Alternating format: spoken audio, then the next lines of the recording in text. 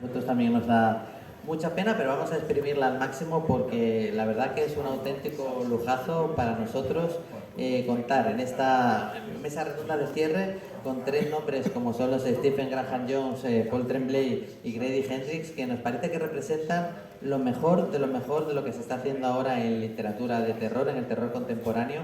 Y no solo eso, sino que los tres lo hacen con una aproximación muy diferente entre sí y encima resulta que se conocen y se llevan muy bien, o sea que son una especie de tres mosqueteros del terror un tanto extraños, ¿no?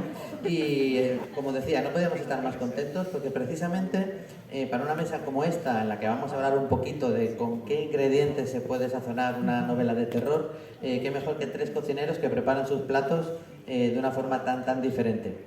Pero antes de entrar en esto, sí quería empezar con la pregunta que solemos hacer en este tipo de mesa, que es ¿en qué momento estuvieron expuestos al terror a través de, da igual que sea una peli, de una novela, de cualquier otro medio narrativo o cualquier cosa que les haya marcado lo bastante como para decidir, yo también quiero hacer esto, yo también quiero asustar a la gente? ¿Cuál es esa imagen que se les quedó grabado y que desató su pasión por contar historias de terror?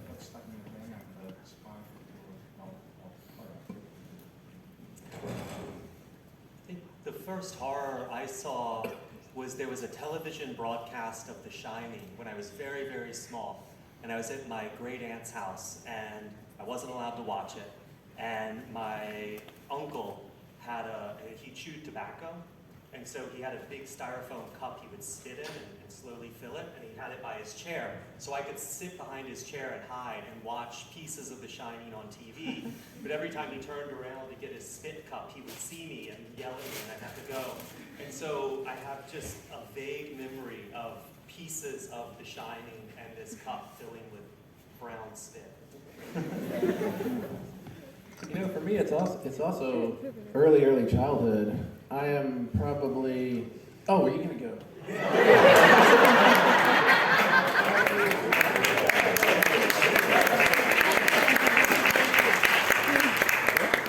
Creo que uno de los primeros recuerdos que tengo de entrar en contacto con las historias de terror fue cuando echaron El Resplandor en la tele. Yo era muy pequeño, estaba en casa de un tío abuelo y sabía que no me dejaban ver la película, pero también sabía que al bueno del hombre que mascaba tabaco lo que le gustaba era sentarse en su butaca y ponerse a ver la tele. Y yo me escondía detrás de la escupidera que tenía en el suelo y veía así por lo menos un cachito del Resplandor en la tele. El problema es que cada vez que ya tenía el tabaco muy mascado y quería escupirlo, agarraba la escupidera, se acercaba para escupir y ¡pum! Ahí me veía a mí, me pegaba la bronca y me tenía que largar yo corriendo. Pero mi primer recuerdo de contacto con el terror es eso, acompañado o al lado de una escupidera llena de saliva marrón y viendo trozos del Resplandor.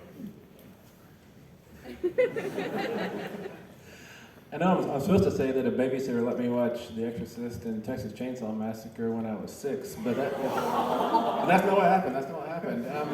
This is before that. I'm probably 3 years old, maybe 4, and I have this stepdad who he's completely untrustworthy. He thinks he's Rod Stewart. He dyes his hair to look like Rod Stewart, and he wears his shirts open, and he drives really fast in his Trans Am. And I assume Rod Stewart would drive fast in a Trans Am if he had one. And he would on Sundays when he wasn't at work, he would get me out on the interstate with him in his Trans Am with the T-tops off, and we'd go blasting down the road 120, 130 miles per hour, and I would stand in the passenger seat and hold his beers. And this is like 75, you know? And one day he took me to this other town where there was a caliche pit. And caliche pits in Texas are these big chalky holes in the ground that we get white rock out of to make road beds from. And they're really scary, they're really deep. And we got to the edge of one that had a really long drop. And he said, "Here, Stevie, hold my beer." And he handed me his tall silver can. And then he pivoted on his left foot and dropped off that cliff. And I remember standing there holding that beer and crying because I didn't know what to do, you know, because the guy who was my dad had just jumped off a cliff. And a few minutes later, while I'm standing there crying, he sneaks up behind me and taps me on the shoulder. And it was all a big joke. There was a place on that cliff that if you jumped off, you could grab a ledge and hand walk over and climb up the side. And he thought that would be a great joke to play on me. And And it worked because it really, I think that instilled in me the terror followed by the relief, which is kind of what horror is for me. And I've been seeking it ever since. Yo ya sé que tendría que decir que la primera vez que entré en contacto con las historias de terror fue cuando una niñera me dejó ver El Exorcista y La Masacre de Texas cuando tenía 6 años, pero es que no es cierto, no fue esa la primera vez. Cuando yo tenía unos 3 o 4 años tenía un padrastro que no era nada de fiar, en absoluto, que iba por ahí el tío todo chudito, con el pelo como si fuera Rod Stewart, con la camisa abierta como si fuera Rod Stewart, que creía que era exactamente igual que Rod Stewart y que encima iba conduciendo su coche, que era un Trans Am, a toda pastilla, como supongo que haría Rod Stewart si tuviera un Trans Am también. Y entonces los domingos, si él no tenía que trabajar, muchas veces me pillaba y nos íbamos a dar una vuelta en el coche. Él iba a unos 140, 150, 160 kilómetros por hora y yo, de copiloto, le sujetaba las latas de cerveza. Os hablo más o menos de 75 para que os hagáis una idea. Y el caso es que cerca de donde vivíamos había una especie de pozos o de fosas de cal, una especie de minas de cal. Básicamente sacaban cal y sacaban una cantera, mejor dicho, de cal o de cuarzo, de donde sacaban el cuarzo que utilizaban para poner como sedimentación cuando están poniendo las carreteras. Y el caso es que coge el tipo y me dice: toma, Stevie, aguántame la birra. Y me da una lata de cerveza, yo pillo el cilindro aquel de metal, él da un paso hacia la izquierda y se cae. Esa cantera era un pozo muy profundo, que daba, vamos, que era realmente muy profundo y del que no se veía ni el fondo. Y ahí me quedé yo llorando, solo, sin saber qué hacer, con una lata de cerveza en la mano, mientras el tipo que se suponía que tenía que cuidarme acababa de caerse por una cantera abajo. Y al cabo de un rato, de repente, llega el fulano, me da un golpecito en el hombro y se parte de risa. Al parecer era una broma muy divertida que se le había ocurrido, porque resulta que en esa cantera hay un sitio que si saltas te puedes agarrar al borde, caes, te agarras al borde, te vas moviendo, agarrándote por el lateral y puedes volver a salir y llegas por detrás de quien esté ahí inspirándote. A el tío le pareció una broma divertidísima y supongo que en el fondo sí que tuvo algo de éxito y que sirvió de algo, porque sirvió para grabar a fuego en mí la sensación del terror puro, acompañada del mayor de los alivios una vez ves que la situación se resuelve. Y eso es lo que he estado buscando desde entonces y eso es lo que para mí es el terror. Well, my first horror memory is my first memory. I was not quite 3 years old yet, and it was the greatest day ever because my grandparents had built like giant piles of leaves and they were throwing me into the leaves. And when I emerged after like many jumps, the very 1970s sweater I was wearing had this huge, like the size of my forearm thing writhing inside my sweater. And I remember just like as a tractor beam slowly pulling away the sleeve to reveal a giant bee. I didn't really know what a bee was then, but then it stung me. That really sucked. I mean, I got to go to, you know, my grandmother, she made me cookies and stuff, but it's that image stays with me, that sort of monstrous image. And my first exposure to horror were all monster movies like Creature from the Black Lagoon, Universal horror movies, The Wolfman, but they also terrified me. Because my oldest dream that I remember is sitting in my family living room, the TV room, and my father's on the couch, and he's kind of a hairy guy, and he would turn into a werewolf and then chase me, and the dream ended with me like diving, smashing through the windows like an action hero as a 4-year-old. And that dream used to reoccur. I mean, I love my dad. I don't think he's a werewolf, but there's part of me that still thinks there might be a chance.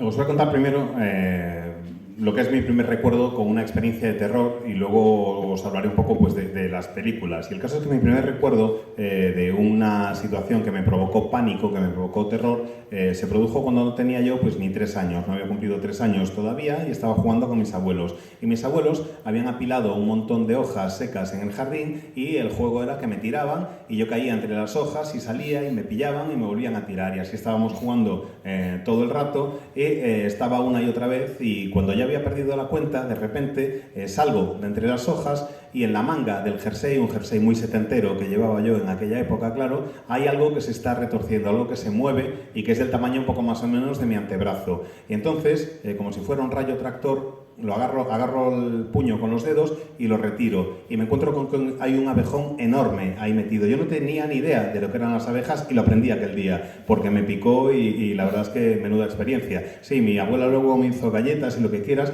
pero lo que yo sigo recordando es esa sensación de encontrarme con una criatura monstruosa. Y luego, eso quizás me llevó a que las películas que más me llamaban la atención eran títulos como La criatura de la Laguna Negra o la de los hombres lobo, o hombre lobo, perdón. Uno de los sueños más antiguos que tengo, de hecho el más antiguo que tengo, es una pesadilla. La pesadilla es que estoy en casa de mis padres, en la salita donde veíamos la tele, y mi padre está sentado en la butaca. Y mi padre es un tío bastante peludo, la verdad.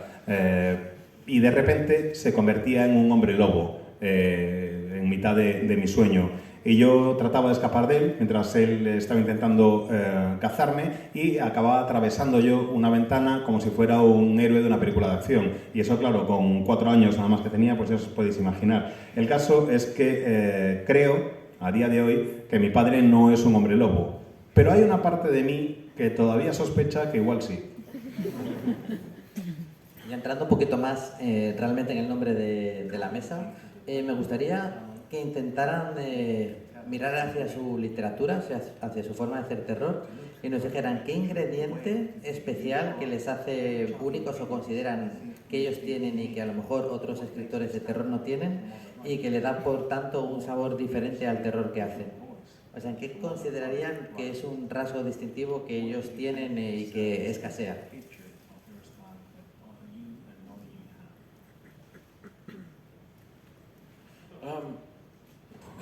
What is the distinctive feature of my or our horror? Man, with me, that I love slashers? I don't know. But really, I grew up farming and ranching in West Texas, so I was either working off a horse or off a tractor, and most of my books seem to work best when I set them in rural areas, out in like agriculture or horse land or hunting land, that kind of stuff. And I'm not saying that I'm the only person with that kind of upbringing, that kind of backstory, but there's not a lot of us in horror, I don't think, who are tractor drivers and horse riders, So if I have anything at all unique, it could be that, I guess. That's my best guess. No lo sé, para mí, como no sea que me encantan los slashers, no lo tengo muy claro. Igual el hecho de que crecí en granjas en el oeste de Texas y que si no estaba montando a caballo, estaba conduciendo el tractor todo el rato. Veo que la mayoría de mis libros, que entre mis libros los que mejor funcionan normalmente son los que están ambientados en un entorno rural, en zonas en donde hay cotos de caza, donde está permitido cazar o donde se crían caballos, por ejemplo. No digo que sea el único escritor que tiene una formación semejante o que procede de un entorno semejante, pero, o sea, no soy el único escritor que sabe montar a caballo o que ha manejado un tractor de pequeño, pero creo que sí que soy uno de los pocos que han vivido ese tipo de educación en el género del terror, y a lo mejor eso es algo que me permite diferenciarme un poco.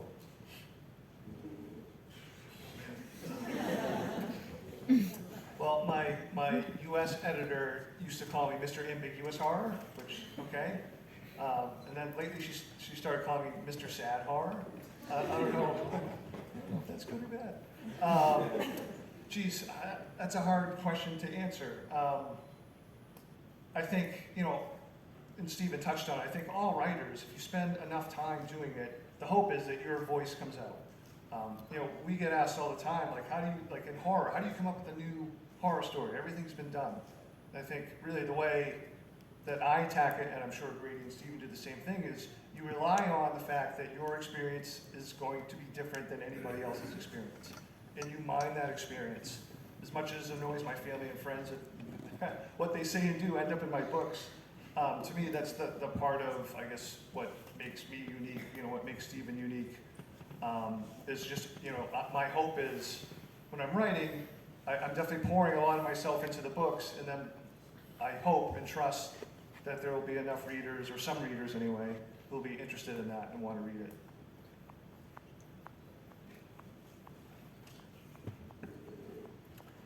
Al principio mi editor norteamericano me llamaba señor corazón ambiguo y luego señor corazón triste. Yo no sé si eso es que es una mejora o no, pero en fin, el caso es que así se refería a mí. La diferencia entre otros escritores y yo pues tiene un poco que ver con algo que mencionaba, aunque fuera de pasada, Steven. Y es que dedicamos tiempo a tratar de cultivar nuestra voz y esperamos que esa voz surja, que con dedicación poco a poco se vaya formando y podamos verla. Cuando nos preguntan o cuando me preguntan cuál va a ser el siguiente elemento de terror que vas a incluir, cómo vas a hacerlo, yo creo que hago todo lo que puedo por inspirarme por el mundo que me rodea, pero la forma en que yo vivo es distinta a la que vive cualquier otra persona, la forma en que yo siento las experiencias es totalmente distinta a la que las siente otra persona, y me fijo mucho a mi alrededor y trato de aprender de lo que sucede con la gente que me rodea.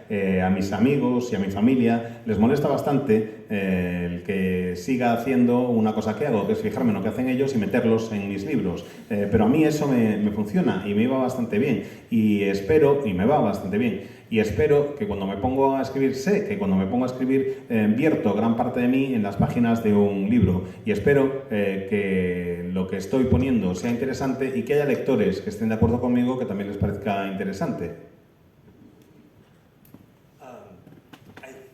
Don't know. I think asking us how our writing voices sound to us, it's like asking us how our speaking voice sounds to us. It's different than how it sounds to other people. Like if you hear, I know that I sound very sexy and manly.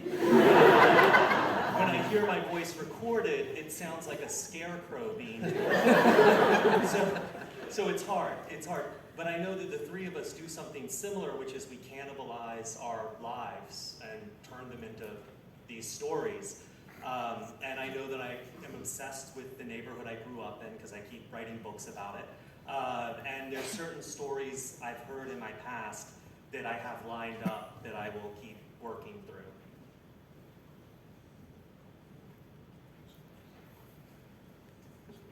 Pues no lo sé, la verdad. Si nos preguntas cómo suena nuestra voz como escritores, es como si nos preguntas cómo suena nuestra voz cuando hablamos.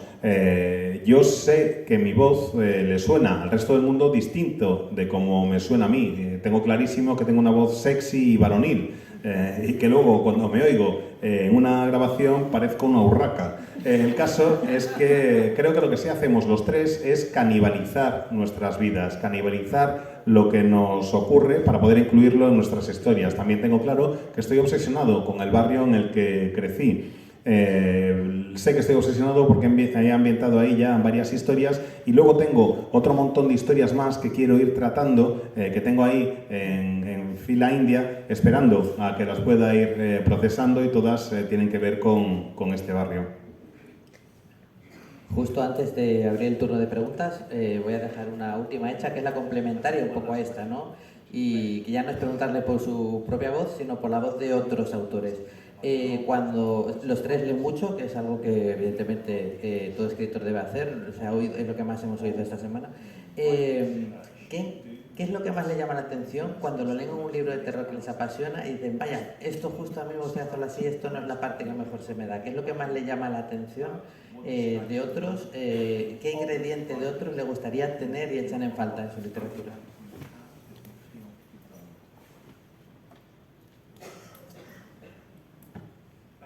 We don't have enough time to talk about like what ingredients I don't have that others do. Because I hate research, man. So, I mean, as my own writer, I'm pretty self-aware that I feel like, for me, plot is like the hardest thing to do. That's why I typically try to plan out a book, just so I can have some sort of map. I feel much more comfortable with character in voice. So, when I come across books that both do what I like as a reader, like character and voice, that excites me. But also, I read someone like Alma Katsu. I don't know if she's been published in Spanish, but she writes a lot of historical horror. That stuff I could never do. but it excites me. And I'm probably going to embarrass her, maybe not, but Mariana Enriquez has become one of my favorite, if not my favorite writer working right now. I got to read a very early copy of her novel, Our Shade of Night. And when I read something that good, my initial reaction is jealousy, I will admit it. But that quickly passes into just pure excitement. And then when I finish the book, I want to talk about it to people. I've talked to these guys about it. I call my friend John Langan, who's another writer that I really admire. And it even though I know I can't do that book, it makes me want to somehow take little sparks, some little spark from it to help me lead into a different path, into sort of, I don't know, the weird dark cave of horror. But that's my favorite part as a reader is I'm always, maybe I shouldn't be surprised, but I'm continually surprised by still how much inspiration and excitement I get from reading something that's great.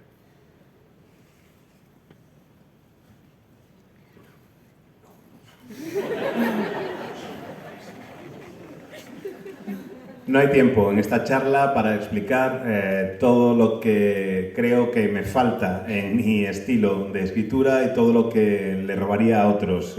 Por ejemplo, odio la investigación, el proceso de documentación y me cuesta mucho la parte del argumento, por eso me tengo que esforzar muchísimo por hacerlo lo mejor que puedo y para crearme algún tipo de mapa. Sí se me da mejor y sí me gusta más lo que tiene que ver con los personajes y con la voz. Por eso, cuando leo un libro en el que los personajes y la voz están bien construidos, me llama rápidamente la atención y me encanta poder leerlo. Pero por otra parte, leo novelas como las de Alma Katsu, que yo no sé si la han publicado en España, que hace terror histórico, y yo sería incapaz de hacer algo así por el grado de documentación que requiere. Pero no puedo evitar emocionarme. Y ahora igual voy a quedar aquí un poco como fanboy, y me da un poco de vergüenza decirlo en voz alta, pero me parece que Mariana Enríquez es una de las mejores escritoras vivas de terror ahora mismo. Es, sin lugar a dudas, si no es mi favorita, está muy cerca de serlo. Una de mis favoritas o mi favorita. Tuve la enorme suerte de poder leer Nuestra parte de noche antes de que se publicara. Y os lo reconozco, cuando lees algo así de bueno, la primera reacción es, en mi caso, celos, sentir envidia. Y luego paso a estar absolutamente emocionado, flipando con la obra y recomendándosela a todo el mundo. Se la he recomendado a estos dos, por ejemplo. También me gusta mucho la obra de mi amigo John Langan. Siempre busco autores que me proporcionen una chispa, que me den algún elemento que me permita encontrar un camino nuevo por el que moverme dentro de la cueva oscura, de la caverna oscura, que es el terror. Y no deja de sorprenderme, y quizás ya no debería sorprenderme tanto, cuánto me inspira el poder leer un buen libro. Cómo me inspira a nivel personal encontrarme un libro que me emociona. I'm very jealous of people who can write first person in a really distinct voice. Like Shirley Jackson's We've Always Lived in the Castle, or Charles Portis's True Grit, or there's a writer, Ken Greenhalgh, who did a book called Lenore, and he also did a book called Baxter, I think it's from Carfax, or Hellhound, I think it's called here. So I'm very jealous, and I've only written one book in first person, which is the Final Girl Support Group, out in September, buy a copy. But it was so much fun and gave me so much pleasure to do that I'm suspicious of it and don't want to do it again for a while, because as an American, if something brings me pleasure, I think it must be bad.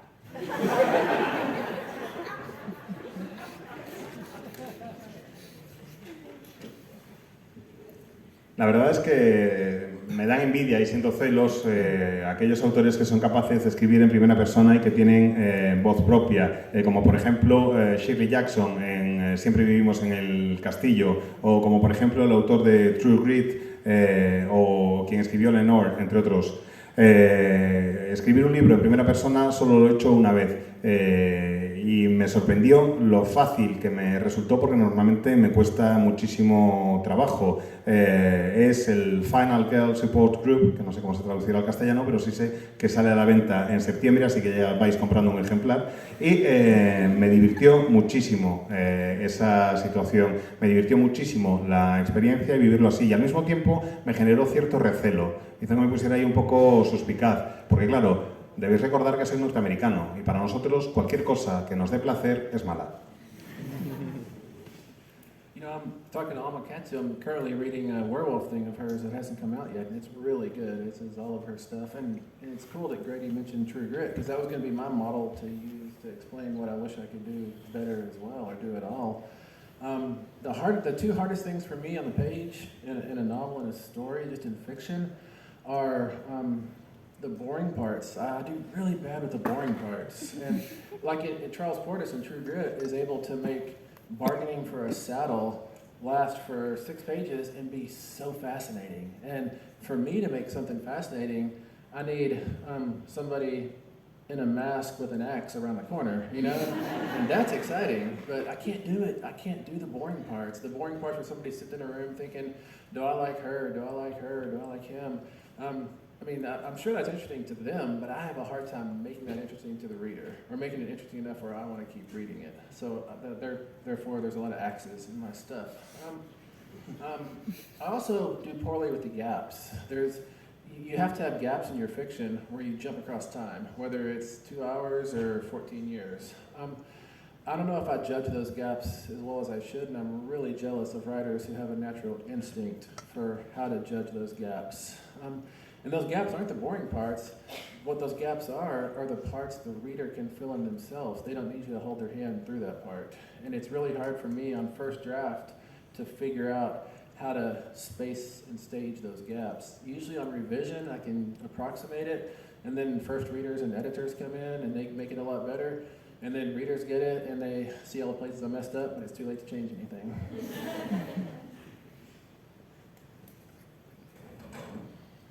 Pues iba a mencionar también a Alma Katsu, que me estoy leyendo ahora una novela suya de Hombre Lobos, que todavía no se ha publicado, de Hombres Lobo, mejor dicho, que todavía no se ha publicado y es absolutamente fantástica. Y me encanta que Grady haya mencionado a Carson Porter con Valor de Ley, True Grit. Que es realmente un libro que me parece absolutamente extraordinario, porque logra algo que a mí me cuesta muchísimo, y es que Curtis Porter es capaz de lograr que lo aburrido sea interesante. Se tira, creo, en Valor de Ley como una secuencia de 6 páginas más o menos describiéndote cómo es el regateo para pagar el precio de una silla de montar. Y a mí eso me alucina, me parece increíble que consiga mantener la tensión y mantenerte interesado con ese regateo por el precio de una silla de montar. Para que algo sea emocionante para mí, tiene que haber un fulano en mi obra, quiero decir, tiene que haber un fulano con un pasamontañas y un hacha escondido esperándote al doblar la esquina. Me parece increíble el poder mantener el interés de los lectores. Si intento hacer yo algo así y empiezo con las partes aburridas, que son las que más me cuestan escribir siempre, lo de a él le gusta, a ella le gusta, dijo esto, dijo lo otro, me aburro, me resulta realmente muy pesado. Yo necesito que haya muchas hachas y que pasen muchas cosas. También echo de menos el saber manejar mejor las elipsis, lo que son los saltos en el tiempo, bien sea un salto de 2 horas, de 14 años, no sé muy bien cómo hacerlo ni cómo meterlo, no sé muy bien cómo espaciarlos, cómo controlarlos y gestionarlos. No me suele salir bien de primeras, y una elipsis sería básicamente aquel momento en el que no hace falta que lleves al lector de la manita, en el que el lector puede rellenar los huecos solo y no hace falta que le cuentes lo que está pasando. Eso se me da muy mal, sobre todo en primer borrador. Luego ya en el segundo borrador y en las revisiones lo voy espaciando mejor y creo que sale mejor. Después encima tengo lectores adicionales y llegan los lectores beta y llegan los editores y hay más revisiones y al final, más o menos, creo que queda la cosa un poco medio bien, aunque también es cierto que en ocasiones, después de tanto cambio, me parece todo un jaleo enorme que digo, mira, ¿sabes qué? Ya lo dejo así y no toco nada más. Bueno, pues aquí los tenéis. ¿Quién va a ser el primero o la primera? Aquí.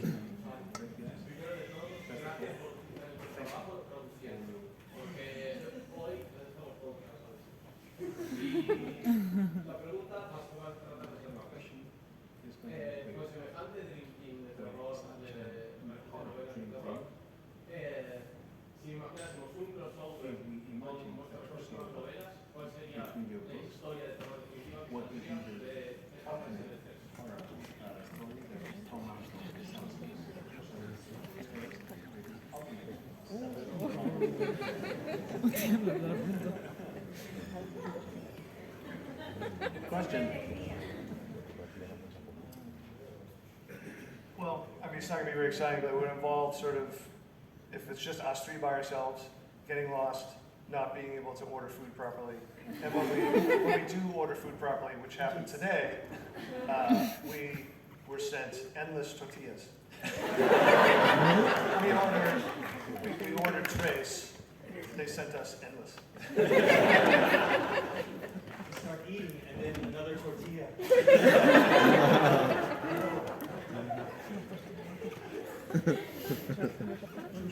Me temo que la respuesta no va a ser muy emocionante, pero si fuera algo creado por nosotros tres, está claro que, visto lo visto estos días, sería perdernos, no saber cómo movernos por la ciudad y no saber muy bien cómo pedir algo de comer. Hoy, que por fin hemos conseguido pedir la comida bien, hemos tenido un surtido infinito de tortillas.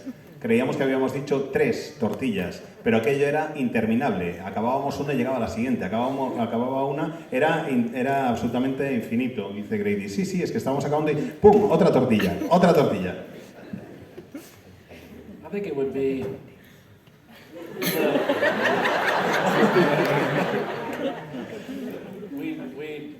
we'd have Brady's possessed girl from my best friend's exorcism in Paul's cabin at the end of the world, and I would bring some werewolves to the door. That was Creo que sería más o menos con la chica del exorcismo de mi mejor amiga de Grady, que estaría en la cabaña al fin del mundo de Paul, y yo simplemente dejaría unos cuantos hombres lobo en la puerta. What is inside the tortillas, and is it still crying? ¿Qué había dentro de las tortillas? ¿Sí, sigue llorando?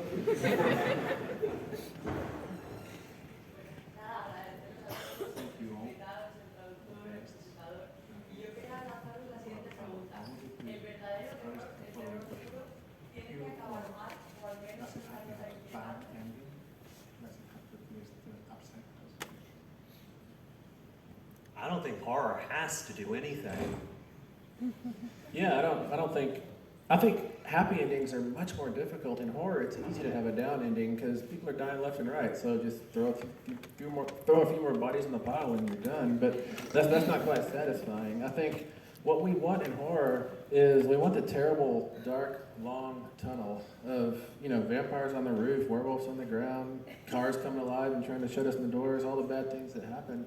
But what we really want is that speck of light at the end of the tunnel that we can move steadily towards and fight for. And at the end of the story, maybe they make it to that point of light, maybe they almost make it. Either way, there's hope.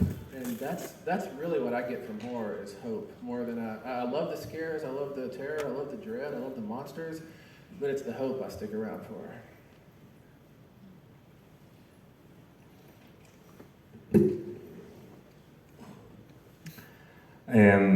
Dice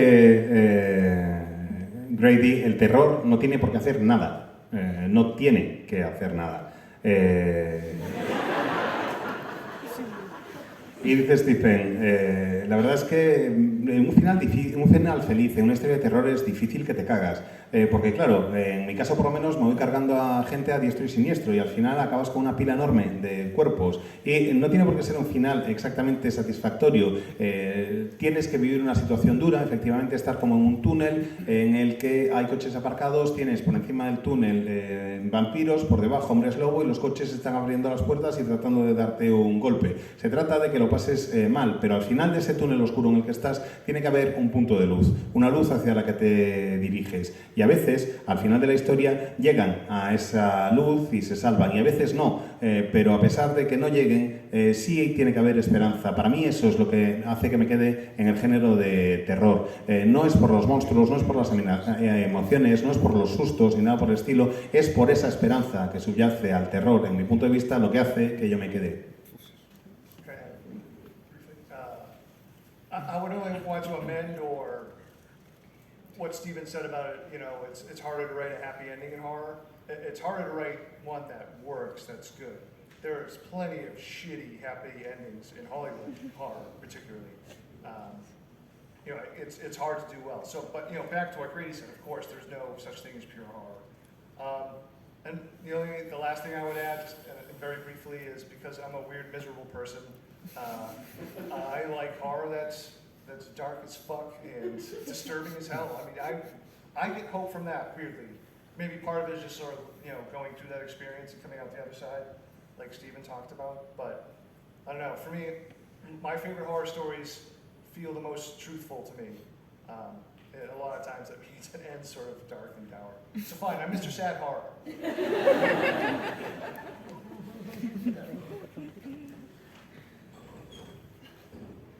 Me gustaría simplemente añadir algo a lo que decía Stephen, y es que lo que es difícil en una historia de terror no es escribir un final feliz, es escribir un buen final feliz, uno que funcione, porque finales felices de mierda en películas de Hollywood, en películas de terror de Hollywood, los tenemos a patadas.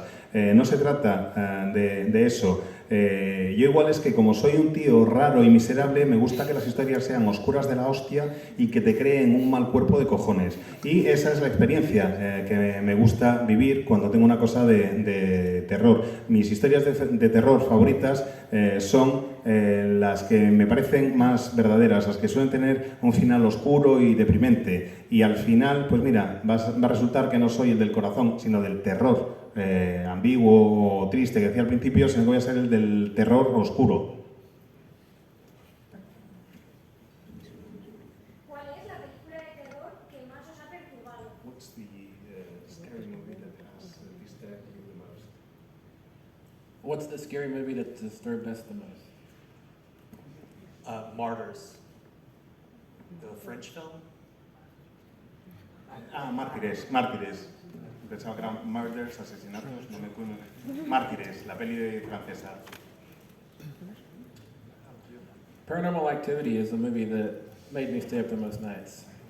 Actividad paranormal o sobrenatural es la que me hizo no conciliar el sueño durante más noches. Well, I mean, if I'm going to go by number of nightmares received, and this is going to be a lame answer, but it's Jaws. When I saw it when I was 10, I had 10 straight years of shark nightmares, I'm not exaggerating. Geez, I'm going to go with Lake Mungo, even though it's not like the most disturbing movie ever made. But when I first saw the scene that the movie builds to, I felt my brain breaking. And I've never been so frightened by a movie. And it was so, you know, in the piece that it happens, I don't want to spoil it if you haven't seen it. It's just so subtle, and my family was asleep, and I was stupidly watching it late at night with all the lights off. I had to grab my phone and just get the glow, just to have a little bit of light. It was so funny. A ver, si la respuesta es por número de pesadillas provocadas, es una respuesta bastante aburrida porque es Tiburón, la película que más miedo me ha dado a lo largo de mi vida. Por número de pesadillas provocadas, quiero decir. Pero en cuanto a película que me haya perturbado más, diría que es Lago Mungo, que es una peli en la que se está durante todo el rato construyendo, la historia se construye para llegar a una escena determinada, y es una escena que me rompió el cerebro cuando la vi, que realmente me dejó aterrado y tuvo un gran impacto en mí. Me reventó realmente, y encima cometí la estupidez de ver la peli a solas con un amigo que se había quedado dormido y estábamos en una casa a oscuras totalmente, y lo que hice inmediatamente según vi esa escena fue agarrar el móvil para tener por lo menos un poquito de luz, que era el brillo de la pantalla. Although, Paul, I swam about 150 yards out into the ocean today, and I dared the sharks to come get me, and they never did, so you're okay. Bueno, ten en cuenta, Paul, de todas formas, que estamos en tierra firme, lejos del mar ahora mismo. Yo, cuando vi tiburón y me daba miedo, siempre reté a los tiburones a que vinieran a perseguirme, y no ha llegado ni uno, así que de momento estamos a salvo. I was standing in waist deep water with floaties on my arms. Yo sería el que está en mitad de la playa, con el agua hasta la cintura y con manguitos allí puesto. I was sitting on the beach, not going in the water. Y yo estaría sentado en la playa, pero de entrar en el agua ni de coña.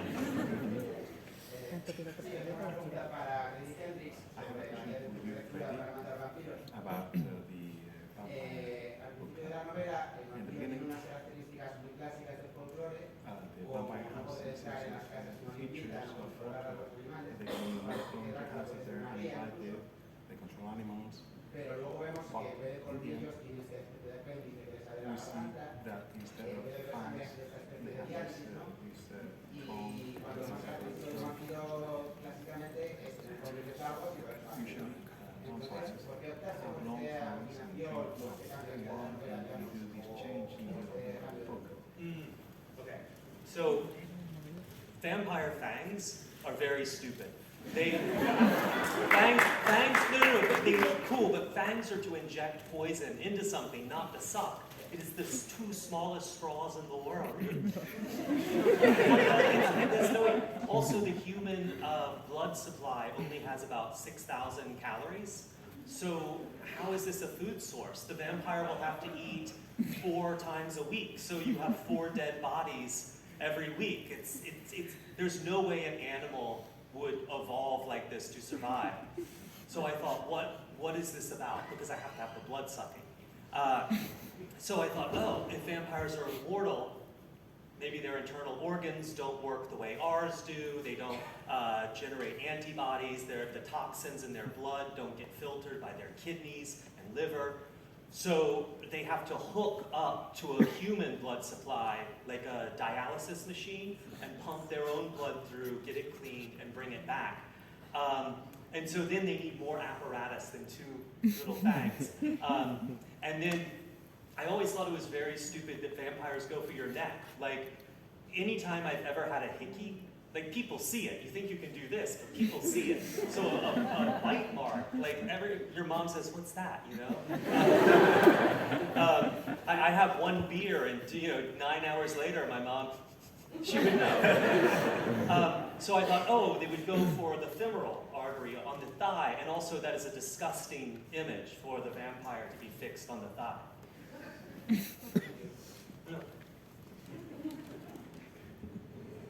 A ver, los colmillos son estúpidos, son una estupidez lo de que los vampiros tengan colmillos. En primer lugar, los colmillos sirven para inyectar veneno. Si me vas a chupar algo con un colmillo, son las pajitas más pequeñas y ridículas del mundo. Ahí. Además, el total de la sangre de un ser humano supone 6.000 calorías. Con 6.000 calorías, eso quiere decir que un vampiro tendría que comer 4 veces a la semana. Y eso implica 4 cadáveres a la semana. No hay ningún animal que evolucione de manera lógica con esas características. Eso está clarísimo. Si de lo que se trata es de chupar sangre, empecé a pensar por qué tendría que hacerlo. Y se me ocurrió que, dado que los vampiros son inmortales y viven muchísimo tiempo, pues sus órganos internos probablemente son distintos de los nuestros. Y seguramente no les funcionen ni los riñones ni el hígado, lo cual quiere decir que en un momento determinado necesitarán algún órgano que les limpie la sangre. Por eso necesitarán una fuente de diálisis que les permita, va a ser una máquina de diálisis humana, poco más o menos, que les permita limpiar la sangre y que luego esa sangre vuelva a entrar en el circuito de su cuerpo. Y para eso los colmillos no sirven de nada, desde luego. Por eso se me ocurrió lo de ese otro apéndice distinto. Encima, aparte, ahora que estamos hablando de esto, ¿por qué en el cuello? De verdad, en el cuello, en serio, ¿no veis a la gente cuando tiene un chupetón que se sube en el cuello de la camisa pensando que nadie se va a dar cuenta y lo ve todo el mundo? Yo me imagino, de adolescente, cuando llegaba a casa con uno de ellos, o que me tomaba una birra y mi madre 9 horas después hacía... ¿Has tomado una cerveza? Pues eso es lo mismo que ocurriría con lo de las marcas de los colmillos en el cuello. Por eso pensé que era mejor que en lugar de que mordieran en el cuello, mordieran en la arteria femoral, en el muslo, que me parece también una imagen bastante perturbadora, con el vampiro allí amorrado pegado al muslo de la víctima.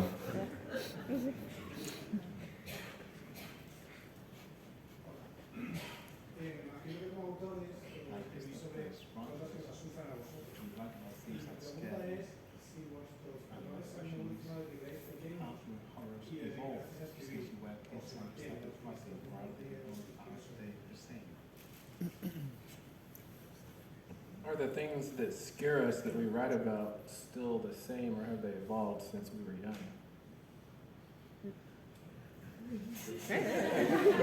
I thought I was getting away with just saying that. Mine is exactly the same. I'm afraid of a person's body with an animal head, and that's why I wrote Mongrels, I think, and that's why Elkhead Woman has an elk head. And I keep doing that over and over. I'm really scared of that, and I'm also scared of the dark. you know? And I'm scared of losing people. I'm just scared of everything. So no, it hasn't changed. It's still the same. I'm very scared. Mi miedo sigue siendo el mismo desde que era pequeño, que es el encontrarme con alguien con cuerpo de persona y con cabeza de animal. Eso creo que está presente en Mestizos, por ejemplo, o en El único indio bueno, que es lo de la mujer con la cabeza de alce. También me da miedo la oscuridad y me da miedo perder a mis seres queridos. En el fondo es que me da miedo todo.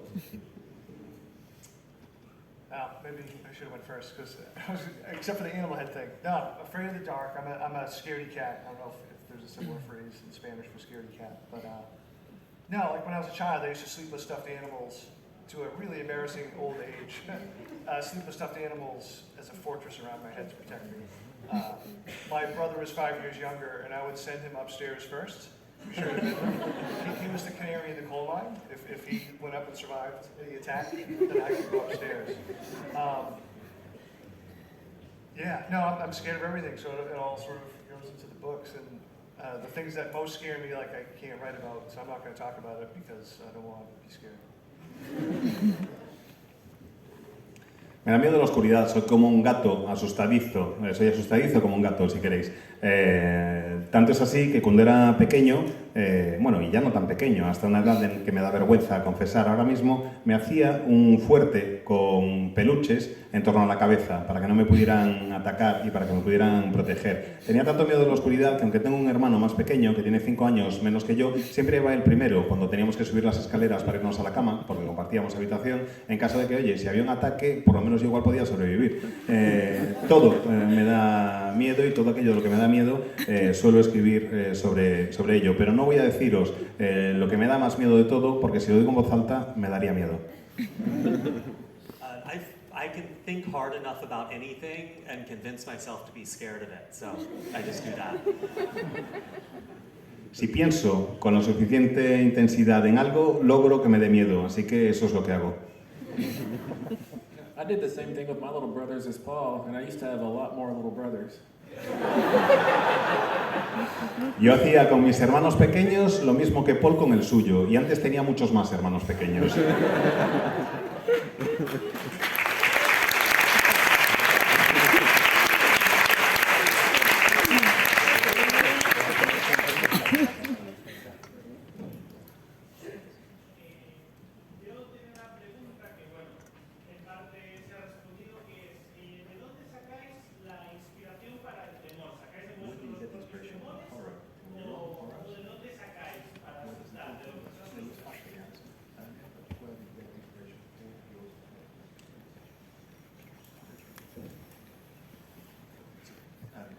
Where do you get the inspiration? Everywhere. Just your life, you know. There are stories I've heard in my family and things that have happened that I want to talk about, and there's always kind of a dark way to look at them. The book that's coming out in January, How to Sell a Haunted House, it's about kids who are adults who have to deal with their parents' house after they die and all the stuff that gets left behind. Because I've always found other people's things gross. When I was a kid, I'd go to people's houses and I wouldn't want to touch anything or eat anything because I'd read about skin flakes and how you shed millions and millions of skin flakes every day and they fill up your house and there's skin mites and all these things. So I found other people's objects really gross. And then there's also a lot of haunted puppets and dolls in this because as a kid, my grandparents gave me these marionettes that I think they found in the garbage. And they tried to clean them up, but they still look pretty bad. And they hung on the back of my door, and I didn't want to touch them to throw them away, so they just stayed there every night and really scared me. So, you know, that's in the book. So it's kind of everything. I feel like our whole lives are just endless horror shows. You can find a lot of...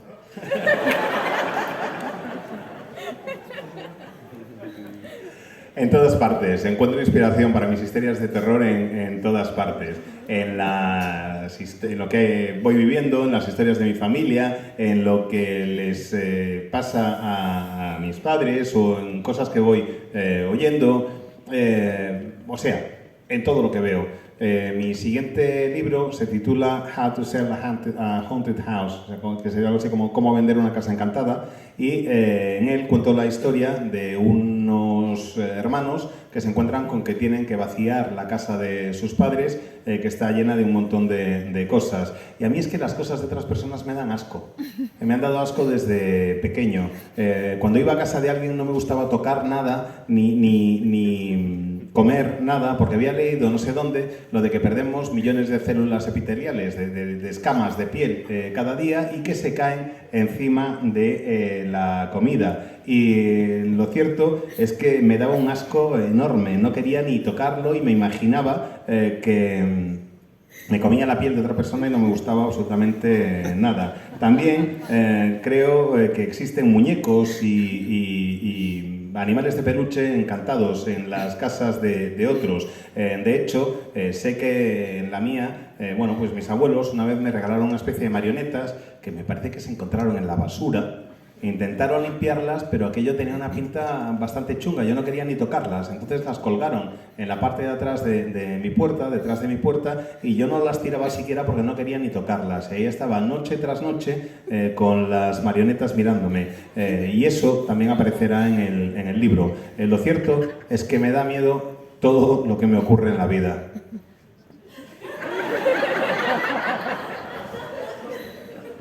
Yeah, those skin flakes Grady's talking about, you can find a lot of them on the back side, on the top of a ceiling fan, you know? And which is why in the Only Good Indians, I wanted to make a living room scary, and to me that was the scariest part of a living room, was the top side of a ceiling fan, because I'm one of those people who likes to walk through a room and while the ceiling fan is turning and reach up and tap it so that it all kind of sighs off, and then I just keep walking, and so everybody in the room gets all that flakes all over them, which is really fun. You should try it. But yes, like Grady said, everything is inspiration for the horror.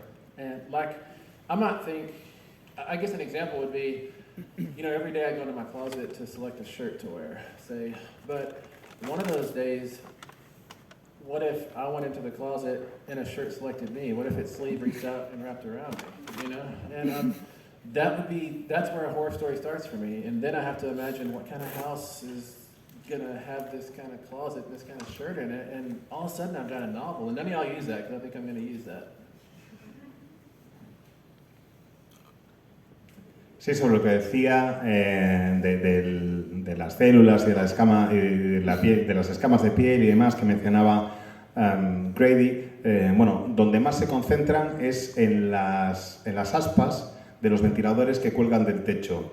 En la parte superior de las aspas de los ventiladores que cuelgan del techo. Yo soy una de esas personas que, sabiendo esto, me encanta entrar en una habitación cuando el ventilador está encendido y darle un toquecito para bañar a todos los que están ahí con ese polvillo que cae. Es súper divertido. Me encanta poder hacer estas cosas. Y me gusta buscar siempre inspiración para las historias de terror en todo lo que puedo. Por ejemplo, si me encuentro algo en un armario, me pregunto cómo ha podido llegar hasta ahí, qué es lo que lo ha llevado, y a partir de ahí voy empezando a explorar el resto de la casa, que es uno de los elementos que siempre me gustan, y puede que a partir de ahí empiece a construir una novela. Bueno, ya está claro uno de los crossovers, Grady invitando a Stephen a su casa y poniendo el ventilador y el otro haciendo así.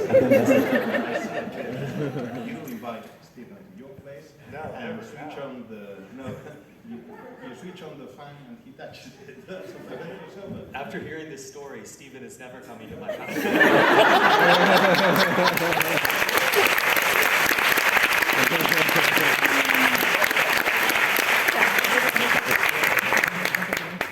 To be clear, I have never written about, nor have I thought deeply about skin flakes. I think Stephen is a monster.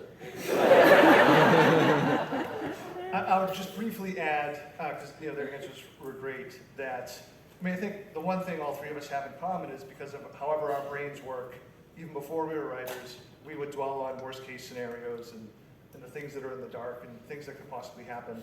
And the trick as a writer, and this is regardless of genre, I think any writers do this, is to sort of train your subconscious to think in the what ifs, even when you're not actively thinking about stories. Because to me, that's when my best ideas come, is when I'm not actively thinking about it.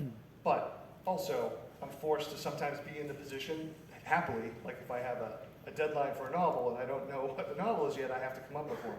So sometimes I have to go through like a little logic experiment. So my one example would be The Cabin at the End of the World.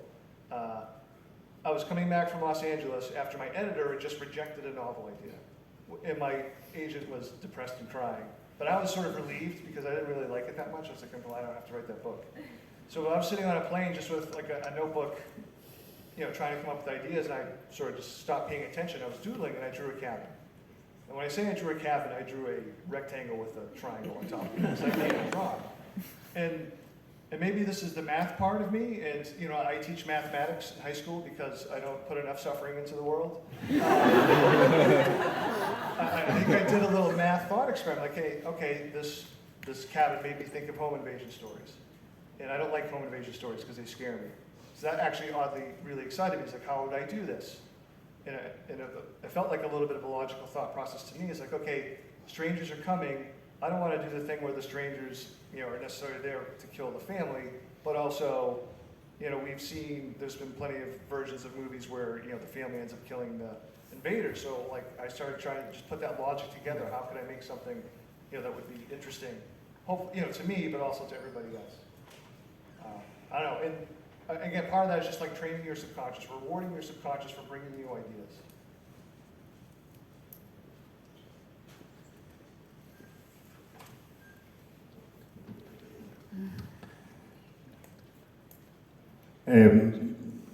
Creo que los tres tenemos en común una cosa, y es la forma en que funcionan nuestros cerebros. Creo que los tres, desde antes de ser escritores, tenemos algo en común, que es que siempre nos ponemos en la peor hipótesis posible. Siempre buscamos el resultado más negativo y más oscuro. Creo que los escritores, sean del género que sean, tienen que entrenar a su subconsciente para plantearse la pregunta del ¿y si...?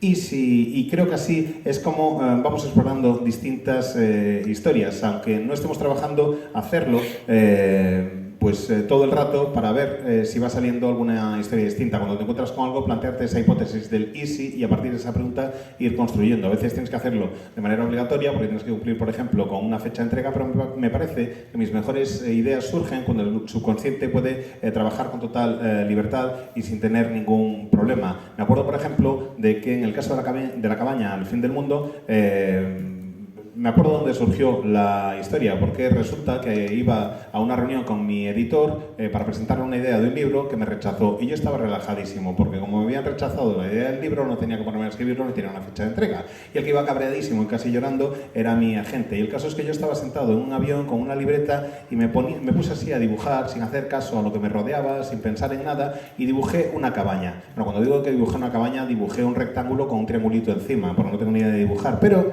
me quedé con la idea de la cabaña y con la idea de esa cabaña empecé a pensar, vale, y esta es la parte matemática mía, porque si no lo sabéis soy profesor de matemáticas, como si no aportara suficiente sufrimiento al mundo, encima soy profesor de matemáticas. Y el caso es que empecé a pensar en las historias de gente que se cuela en casa de otros, de invasiones de hogares, y hay muchas historias de terror en ese sentido, así que empecé a pensar, vale, ¿cómo puedo hacer que la mía sea emocionante? Y lo lógico era empezar a pensar en un grupo de desconocidos que quieren entrar y acabar con la familia, pero eso ya se ha visto un montón de veces, y también se ha visto un montón de veces en la tele y en otras historias que la familia es la que al final acaba matando a los invasores. Y empecé a dar vueltas a ese concepto intentando entretenerme a mí mismo, buscando algo que me pudiera resultar interesante a mí y que por tanto después, con suerte, pudiera llegar a ser interesante para los demás. Básicamente, lo que recomiendo a todo aquel que quiera ser escritor es que entrene a su mente para que le dé ideas constantemente, para que su subconsciente haga las preguntas y que cuando le dé una idea, que recompense a su subconsciente.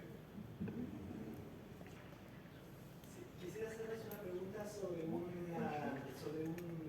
tema que creo que es común, o por lo menos he detectado común a las novelas que he leído de algún momento de vuestras historias los protagonistas se encuentran aislados, ya sea social o físicamente del resto. Y la pregunta es, ¿creéis que esa aislación es un catalizador, una forma de aumentar el terror en el lector o no necesariamente?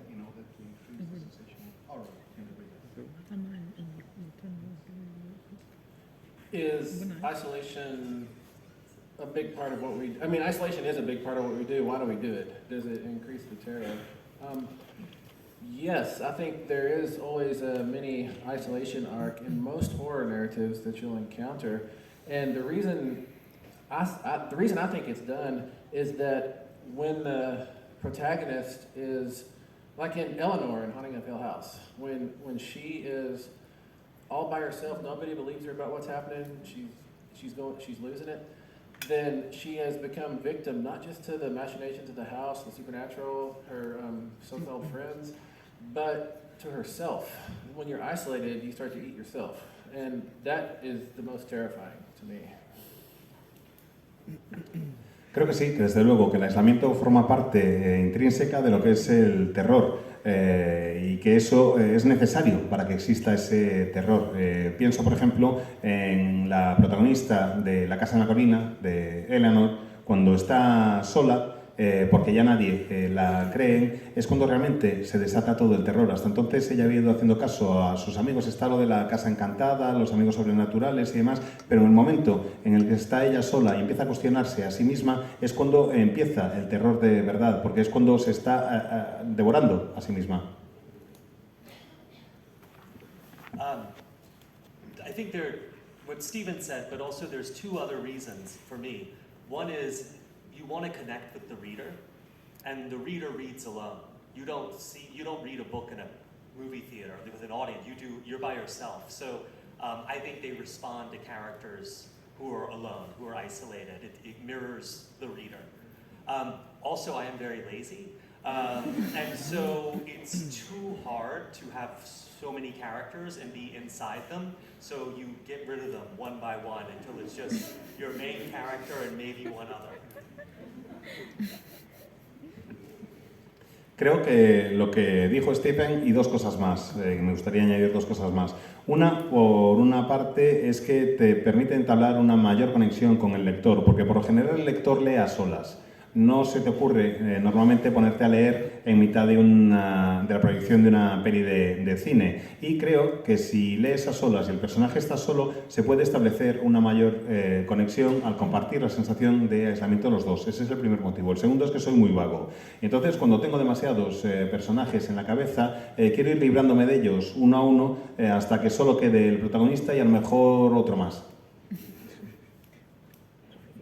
Super briefly, because those two answers were perfect, I would only add, I think, writing a horror story and putting it out today, I think it has to feel, even if it's not the plot, like it's isolated, I think should feel that way to reflect what so many of us are experiencing now. I think, and this is even pre-pandemic, one of the unintended consequences, or maybe unforeseen consequences of our online lives is for so many of us feel isolated and alienated by the addiction to being online or just seeing everything happening online. And to me, that's sort of like the quintessential feeling of what it feels like for so many of us to be alive in the 21st century. Sorry, I'm sad. Seré breve porque creo que las respuestas de Stephen y Grady son perfectas. Creo que además hay un elemento de importancia del aislamiento en el terror porque tiene que ver mucho con la vida que llevamos hoy en día y me refiero ya incluso a la vida antes de la pandemia, el estar constantemente online. Necesitamos ver lo que ocurre online, necesitamos ver lo que pasa a nuestro alrededor en el entorno virtual y sentirte aislado, no tener acceso al móvil te genera también esa sensación, al móvil o al online te genera también esa sensación de aislamiento. Es una sensación que me parece que es intrínseca al estilo de vida del siglo XXI. Lo siento, yo os dije que soy un tipo triste.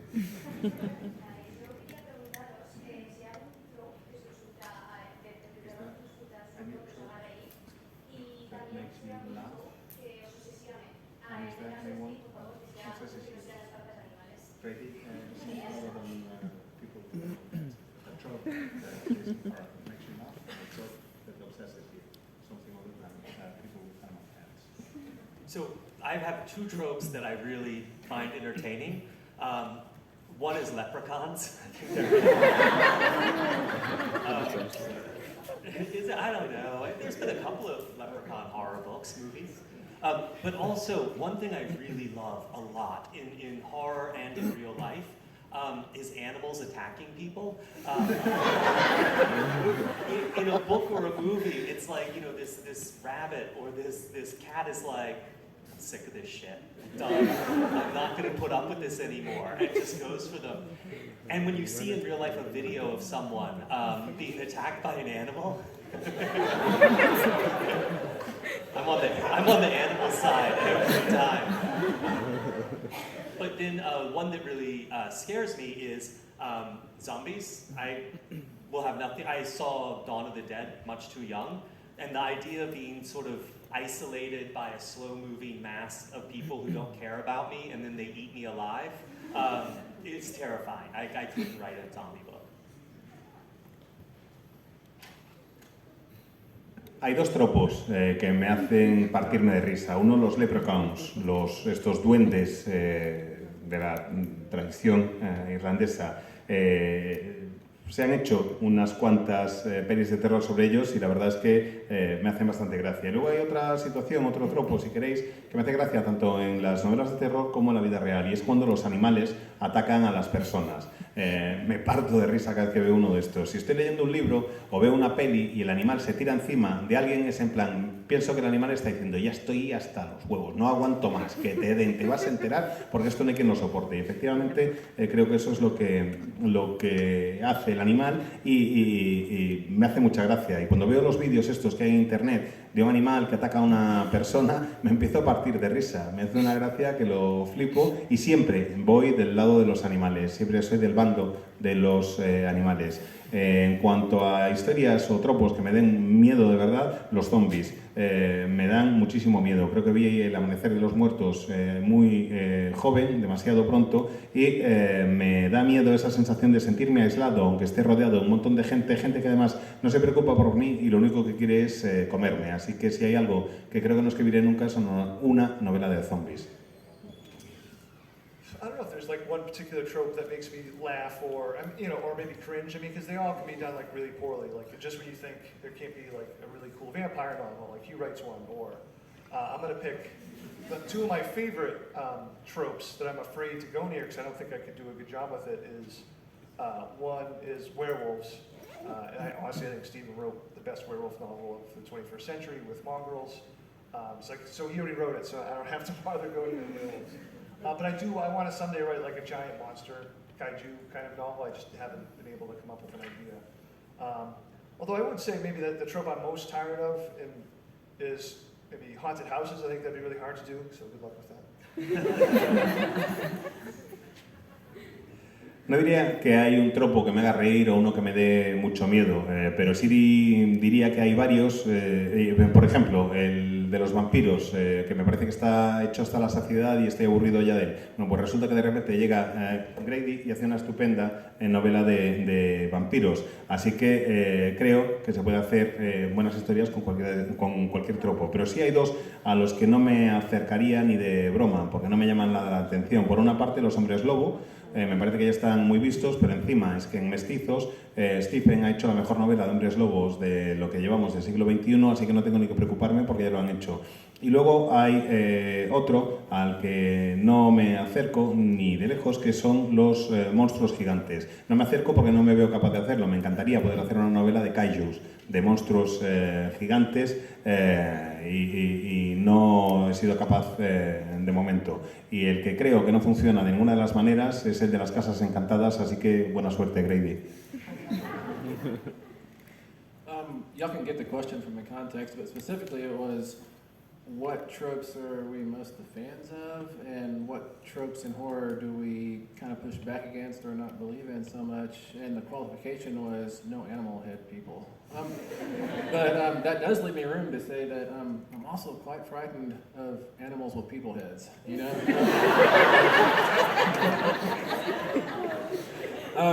But one of I think my very favorite thing in all of horror is, especially at the front of the story, when there's two kids out at Lover's Lane making out, and we know they're gonna die, you know?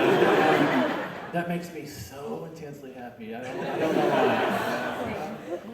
As for the trope or dynamic that I always want to push back against, or that I wish wasn't there, it's horror writers falling back to 1992 or 1985 or 1979 to tell a story specifically so they don't have to deal with the problem of cell phones. I think that's a cop-out. I think rather we should haunt the cell phones up like in Scream, you know? Or you can use technology, you don't have to run from technology. And actually that makes the production a lot easier because they don't have to go out and find tube socks and tank tops and all that stuff, you know? You can set it in the contemporary day, and I think that's scarier. That's our world, you know?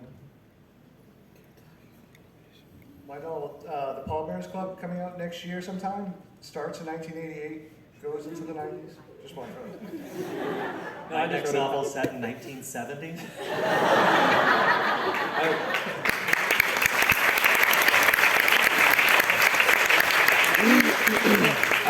I just sold a novel yesterday set in 1989. But not because of cell phones. Bueno, ya que no puedo decir personas con cabeza de animal, digo animales con cabeza de persona. Eso también me da mucho miedo.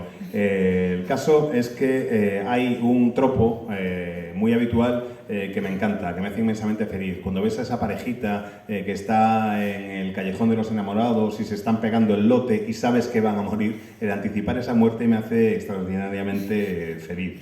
Hay además un tropo al que me opongo con fuerza, que no me gusta, y es cuando un autor hace una novela de terror y la ambienta en 1992 o en 1985 o en 1979, básicamente porque no quiere incluir la tecnología moderna, no quiere que aparezcan los teléfonos móviles. A mí me parece que están buscando un atajo, una escapatoria, que no pasa nada, que se puede incluir la tecnología y puedes hacer como en Scream, que los teléfonos estén encantados y no puedas utilizar el móvil. Tienes que buscar una solución, pero lo de que tengas que ponerte a buscar ese tipo de excusas, pues no me convence en absoluto.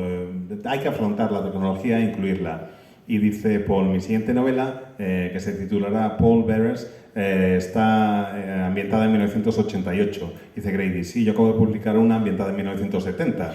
Dice Stephen, no, sí, lo peor es que yo tengo una ambientada en 1989, pero no porque le tenga miedo a los móviles. La última pregunta.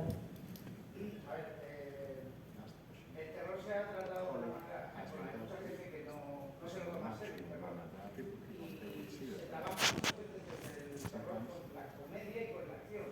No puedes hacer que todos los personajes de una historia sean unos miedicas y huyan, y puedes hacer que todos sean hombres de acción. Y eso pasa con la comedia. ¿Cómo equilibras para que pueda